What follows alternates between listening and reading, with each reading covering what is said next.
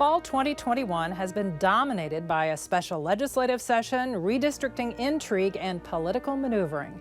We gather perspective with an Iowa Reporters Roundtable on this edition of Iowa Press. Funding for Iowa Press was provided by Friends, the Iowa PBS Foundation, the Associated General Contractors of Iowa, the public's partner in building Iowa's highway, bridge, and municipal utility infrastructure. Fuel Iowa is a voice and a resource for Iowa's fuel industry. Our members offer a diverse range of products, including fuel, grocery, and convenience items. They help keep Iowans on the move in rural and urban communities. Together, we fuel Iowa. Small businesses are the backbone of Iowa's communities, and they are backed by Iowa banks. With advice, loans, and financial services, banks across Iowa are committed to showing small businesses the way to a stronger tomorrow. Learn more at iowabankers.com.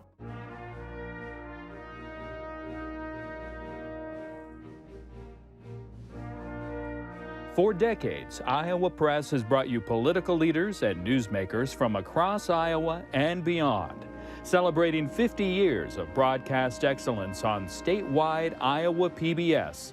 This is the Friday, October 15th edition of Iowa Press. Here is Kay Henderson. Today we bring you a discussion among Iowa political reporters. There is a lot happening and frankly not happening this fall in Iowa politics. And just for the benefit of our viewers, we are recording this conversation on October 8th. Joining me here at the Iowa Press table are Dave Price. He is the Chief Political Director for WHO-TV in Des Moines. Stephen Gruber-Miller is the Statehouse reporter for the Des Moines Register.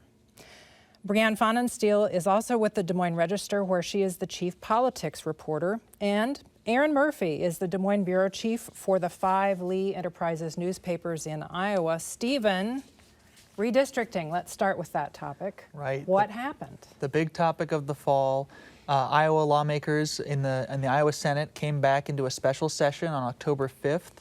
The 32 Republicans decided to vote down the first proposed maps that would have redrawn the state's 4 congressional districts and also redrawn the 50 Senate districts and 100 Iowa House districts. They said they had some issues with how equal in population some of the legislative districts were and also how compact they were. So that means that we're on to Plan 2, and the Nonpartisan Legislative Services Agency will deliver a second plan on October 21st. The legislature could meet as soon as a week after that, and we'll see whether they decide to accept that plan or not. Erin Murphy, surprised by the failure of Plan 1? I was not, and I don't think too many people were among those of us who follow this stuff closely anyways. As soon as those first maps were proposed about a month ago, you heard the rumblings within Republican circles that there were concerns, and Stephen listed the ones that were the concerns that were expressed for the benefit of the public on the floor of the Iowa Senate. I think there's probably a few more beyond that with concerns with the way some of the state house districts were drawn and challenges certain legislators would face earning re-election. So as Stephen said, we go on to the second round. There's no guarantee that'll be any better. We'll see how they react to that one. Plan 2, what do you think, Brianne? Well, it's interesting because by the time we got to a vote, I think we were all expecting it to be voted down. But there was a period where, there was kind of some question of whether this would go forward, because you see a real division on the legislative maps versus the congressional ones. The congressional ones weren't great for Republicans, but the legislative ones weren't terrible either. They gave Republicans a really good lead as far as kind of the partisan breakdown of these. And so for a while, I think we saw some internal debate happening of whether we should do this and let the national Republicans figure that out. But by the time we got to map 2, it seemed pretty clear. And so to the vote, it seemed pretty clear that it would be voted down. So on map 2, we'll see how they address those things. And we're kind of saying the quiet part out loud here. They're not supposed to talk about the politics of it. They're not supposed to talk about which incumbents are drawn into districts with other lawmakers. And so that's why they were very careful to say, we're upset with how large these districts are, or we're upset with how many people are in each district. They're worried about a lawsuit based on giving improper criteria for voting these maps down. I just remember something that Terry Branstad said to me several years back about the challenges of success in the sense that in the House or the Senate, when you have so many members, it is tough to wrangle everybody. And with such a huge majority in the Senate, that all along that was the chamber to watch, right? Because that was the one that was going to be uncertain. Maybe the House is going to go for it, but the Senate starts this process, so they didn't really have to figure it out yet. And then when it all came down, you're like, yep, those words came back. And not only do you have more people to try and make happy, there's more of your people, your incumbents, who are running into each other in this redistricting process because of their kind of a victim of their success, like Dave was alluding to. Because there's so many, inevitably, because of this redistricting process, you're going to have a lot of Republicans who are going to get drawn into each other. Sounds like there wasn't a stomach for the number that were in the first maps. We'll see what the second maps look like. I doubt it'll be much better. And the other reason for that is because the Republicans largely live in more rural areas, which have been losing population over the last decade. So you have larger districts to get an equal number of people when there's fewer people in rural areas. So, which inevitably sucks multiple lawmakers into the same district. Yep. Well, folks, we've talked about Plan 1, Plan 2. There could be a Plan 3 if Plan 2 fails. Dave, what do you think the odds are for that? They probably have to go with Plan 2 here, right? Just to make the calendar work. You're going to destroy this tape after this airs, right? So we don't have any proof of this. But so it can go to that third round, and I mean, ultimately it could go to the Supreme Court, right? I mean, if it ends up going that far, they're going to be racing against the clock. Just at some point, to Brianne's point, you have so many members, there's only so much you can do here, right? I guess I'm wondering, with the second iteration of this, will those congressional districts change? And will that be enough to kind of make this differently? So that first district got bluer, which they didn't like, and maybe the third did as well, and maybe that's inevitable in the third, but particularly the first. I mean, they don't want to lose that seat. So if this one looks better on the congressional side, maybe do they have to just stomach it and take it? I think there's a real chance they take this second map, depending on how good it looks for Republicans. But the LSA is acting faster than we expected them to, and this is the agency that draws the maps. They had 35 days that they could have used to draw round 2, and they're going to give us the next set of maps in 16 days. So that kind of speeds things up. The legislature has until December 1 to do this. So conceivably, we could get to a third map. But frankly, if round 2 looks good enough, let's wrap it up and head home. Well, Brianne, let me ask you this. How frozen is Iowa's political scene because there is no map to determine where or if you can run? It's very frozen at this point. I think everyone is really looking to this process to say, where, if I'm a candidate, where am I even going to run? We saw the first district lines shift enough that some candidates, particularly the Democrats, may not have even been in that district again. And so you've got candidates who are trying to decide, where should I run? Should I run?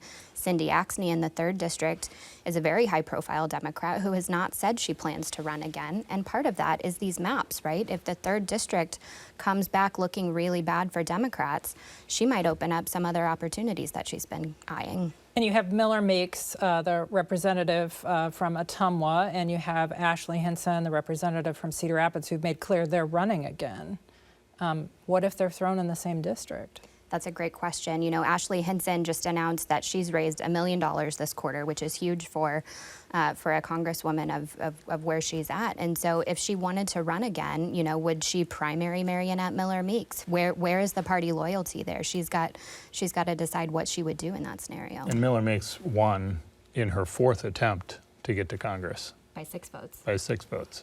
Okay, Dave Price, Cindy Axne has a decision to make.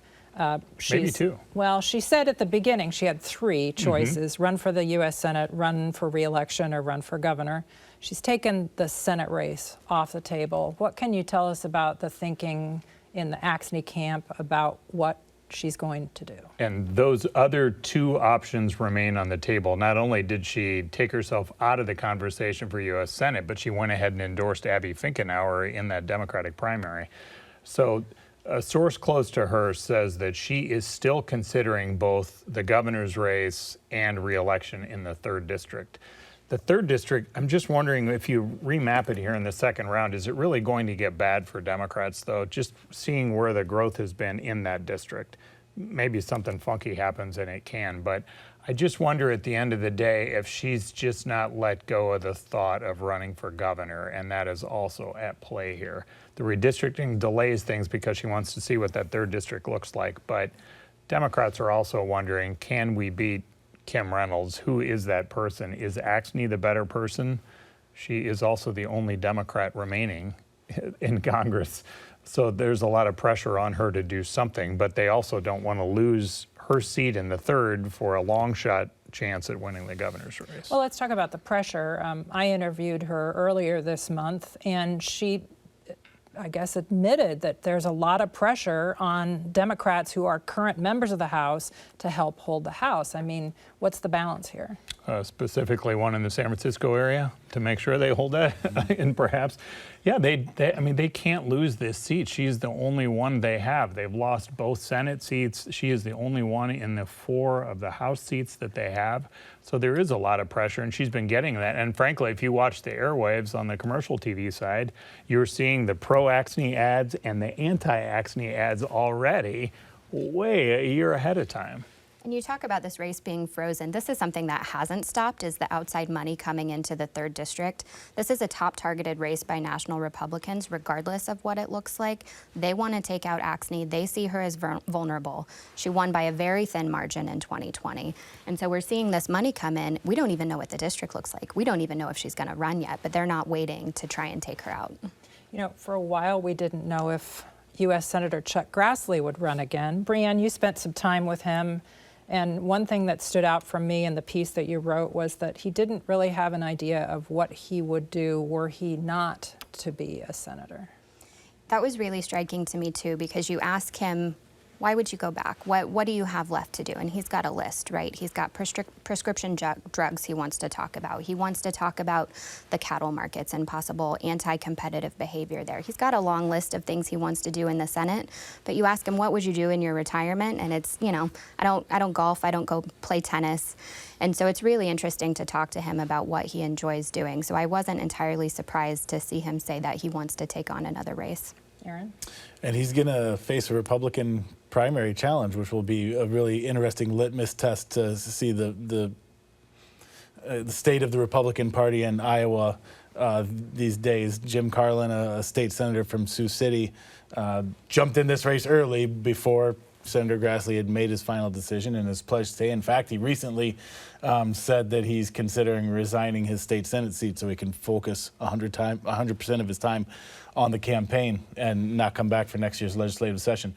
So, I mean, obviously, we talk about how hard it is to defeat Chuck Grassley in Iowa in a general election, much less knocking him off. Seems really unlikely for a Republican to knock him off in a primary, and I would say that's still the case. But it is going to be interesting. I mean, there are factions of the Republican Party that are probably wish Chuck Grassley moved more to the right than he has. So what percentage exactly that is within the voting Republican primary, we'll find out eventually. But that's going to be interesting to me. I don't think Chuck Grassley's in danger of getting primaried out of office like Steve King was, but it's going to be interesting to see how that unfolds.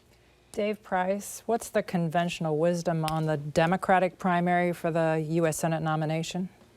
Can I do a PS on the Republican side? Oh, sure. I just think a wild card to watch would be Donald Trump. What does he do in that Senate race? Would he actually, once he learns who Jim Carlin is and anything about him, is he going to jump out and try to punish Grassley for a few of the comments Grassley has made post-January 6th about the former president's involvement in that? That could just be a kind of an interesting thing to watch. And for the benefit of our viewers, we're taping this program on October 8th, so in the intervening week, we could hear from the former president. We don't yet know. Very much so. As far as the Democratic side goes, I don't think that you feel a lot of optimism oozing from the activists that they are going to knock Chuck Grassley out of office. They have a small handful of candidates and one who's about to get into the race as well with Michael Franken.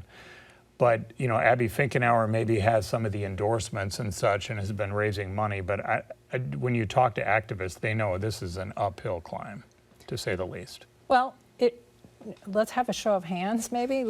Is this a marquee race? Does anyone think this is one of the races that, you know, that will determine whether Republicans win back the Senate? I think the best chance Democrats had was that Chuck Grassley would decide to retire, and that hasn't happened.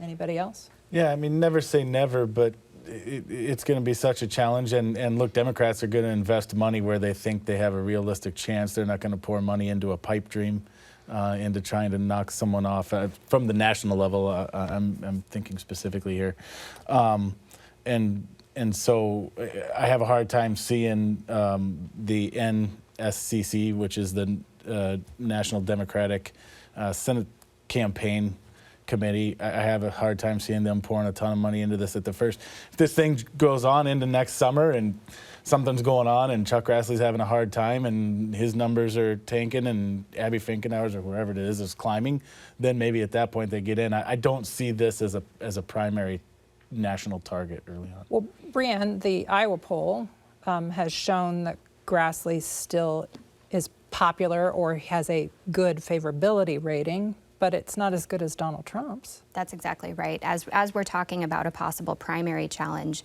this is a really interesting segment of the Republican electorate, right? The group that thinks very favorably of Donald Trump, but thinks less favorably of Chuck Grassley. Among Republicans, Donald Trump is rated favorably by 91% of Iowa Republicans, which is about on par with Kim Reynolds. We're seeing Kim Reynolds do very well. We're seeing Donald Trump basically keeping up with her. Chuck Grassley is pulling about 10 points behind that right now among Republicans. And so there is some dissatisfaction. We saw that with his vote to move forward the infrastructure proposal. There were a lot of Republicans who were upset with that. So it's going to be really interesting to see how that plays out. And I think if you're looking at Abby Finkenauer, she's saying this is a long time before November. There's a lot of space for Chuck Grassley to make mistakes, for us to catch up, for us to really contrast, you know, a young woman who comes from Dubuque with working class backgrounds with a senator who's been in Congress for as long as he has been. So this is a very long race. To Erin's point, I don't think we see the national money come in until they prove they can close that gap a little bit. Let's talk about the other marquee race, statewide race in Iowa, the one for governor in 2022. Kim Reynolds has not officially said she's running, but in June she said she intended to do so. Dave Price, earlier this month, you accompanied, or I guess observed, the governor taking a trip to Texas. I mean, what is her role in the national conversation? It seems like her focus is to be part of that. She has made numerous appearances on Fox News, on Newsmax, has a very limited public schedule in this state, the state she represents. Especially the last 2 or 3 months, she's had very limited public appearances. She went to Texas along with 9 other Republican governors who took part in this news conference that was primarily focused on the surge of migrants coming across the border. It's Joe Biden's fault. It's gotten a lot worse since Joe Biden has been here. Why is he not doing anything? We want to put some attention on here. And they're the minority, so to speak, you know, where Democrats are controlling D.C. But it feels like she's running against Joe Biden right now. That's who she speaks a lot about. And she'll talk about national things that have a way to kind of ding Democrats, and her focus seems to be nationally. Well, Stephen Gruber-Miller, I remember a lot of people on the Democratic side made, you know, the last election a referendum on Donald Trump, even though they weren't Joe Biden running against him. Isn't that the smart thing for a Republican to do now, is to make the next election a referendum on the incumbent president? Right. We often see presidents who are in power, their party losing seats in midterm elections. And we were talking about the Iowa poll a minute ago, and that poll showed that Joe Biden is very unpopular in Iowa. It's something like 62% disapprove, 31% approve. Those are terrible numbers. That's way worse than his national polling average. And now, obviously, the election's not tomorrow, right? Things can turn around, but he's not doing so hot right now. And so I think the governor maybe looks at that and says, you know, there's a lot of energy, people who are frustrated with what Joe Biden is doing, and she can tap into that. I just wondered, to play off that, and Iowa's economy is faring pretty well, right? Now, maybe people are crediting the governor, not giving any credit to Joe Biden for the economy doing well, whereas he is just nosediving here and obviously didn't perform well in the last election, didn't perform well in the caucus, has never performed well in the caucus. But they're very much rebelling against him but supporting the Republicans. Well, I mean, when we talk about key dynamics in the state, I think we have to look at his vaccine mandate, right, for federal employees. That's something that Iowans kind of broadly and Republicans specifically have really rejected. And you look at where the governor is on that issue. I think we're going to see that be a key issue for her reelection campaign.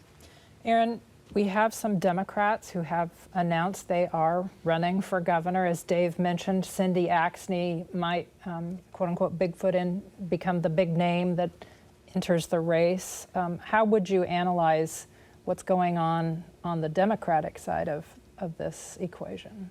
Yeah, it's kind of been a slow rollout of candidates. You mentioned too Roz Smith, who's a state legislator from Waterloo, and Deidre DeGier, who ran for Secretary of State 4 years ago. Is that right? And you mentioned Cindy Axne considering it. Pam Yoakum, another state legislator from Dubuque, is considering it. State Auditor Rob Sands' name is bandied about. Still waiting, and he's the big everybody kind of assumed that he would be one of the first in, and we're still waiting to hear from him one way or the other. So it's just kind of interesting, and I my gut tells me that that's a sense that maybe Democrats aren't excited to jump right into this race. If they saw Kim Reynolds, who they felt was weak and vulnerable and ready to be knocked out of office, I really believe you'd see more Democratic candidates in this field than are right now. So maybe that's a sign that this moment, they feel that too. I wouldn't say it's as big an uphill climb to knock off Chuck Grassley, but maybe Democrats for now see this as a challenging race, and that's why you're seeing some apprehension to a certain degree. Brianne, mentioning the Des Moines Register Iowa poll here and the governor's favorability rating and that as, maybe dissuading Democrats from jumping in. Is that it, or is it the health of the party? Well, I think if you look at the results of the Iowa poll pretty broadly, we've referenced several pieces here, and so to put it all together, Joe Biden's not doing well. Chuck Grassley's leading his, the person presumed to be his best Democratic challenger. Kim Reynolds is doing quite well. I mean, the subtext of all of this is that Republicans are pretty healthy in this state. They've got leaders that they like, that they want to support, that they're excited about. And Democrats are either not known or people are feeling kind of lackluster about them. So there's a lot that the party needs to do to get itself in a position to really compete in 2022. You can recite the numbers in your sleep with the poll, but I thought that maybe underscores the disconnect here. There is that section of the Democratic base that despises Kim Reynolds. She's COVID Kim, doesn't care about people, prioritizes businesses over people, wants vaccine mandates, wants mask mandates, doesn't approve of the way she's done things, and divvied out the COVID-19 money from the feds. But you start digging into your poll and talking to people anecdotally, and it's different. That almost hatred, that's probably a bad word, but that intense dislike that those activists have of Kim Reynolds may not be shared by those independents that could largely determine whether she stays in office. And to the point Erin was making a minute ago, 4 years ago, we did see a huge number of Democratic candidates lining up to challenge her when she was seeking her first full term. And so it is kind of striking to look at the difference, whether there were like 10 or 12 Democrats running that year, and this year we've got 2 and maybe a couple of others are thinking about it. So I think that kind of illustrates the point of her being perceived as a little bit of a longer shot. And to your point about the strength of the party, that's an interesting point. And part of it is the whole success begets more success thing, and the issue you have when you're a party out of power for an extended amount of time. The last 2 Republican governors were both lieutenant governors before they were elected. Kay, you'd have to tell me, what was Tom Vilsack doing before he got elected governor? He was a state senator. So that's where you need your bench to come from, and we do have a couple running, but I mean that may be part of what's going on here too, is just, when you look around, who are the Democrats to run and challenge Kim Reynolds, and the first names that pop off the list from the start were Rob Sand and Cindy Axne, and we're still not sure what they're going to do. And then after that, to Brianne's point, and that showed up in the poll, it's just people who, regardless of their qualifications, they're just people that Iowans just aren't familiar with. And we started this conversation talking about Kim Reynolds at the border. She's really raised a national profile. That's going to help her raise all kinds of money. She's been on Fox News. She's on Newsmax. She's got a national profile that she didn't have the first time, and that's going to be incredibly difficult to compete with. That's the other thing about this phase right now is Kim Reynolds doesn't feel challenged. That's why she hasn't announced her re-election campaign yet. So instead of making it official and going out and doing events and traveling the state, she's sitting on the telephone raising gobs of money. Well, I am sitting in a chair, and the only thing I control right now is the time, and we are out of it. Thanks to all four of you for joining me for this conversation, and thanks to you for watching. Join us again next week at our regular times, Friday at 7:30 and Sunday at noon, or anytime on iowapbs.org. For everyone here at Iowa PBS, thanks for watching.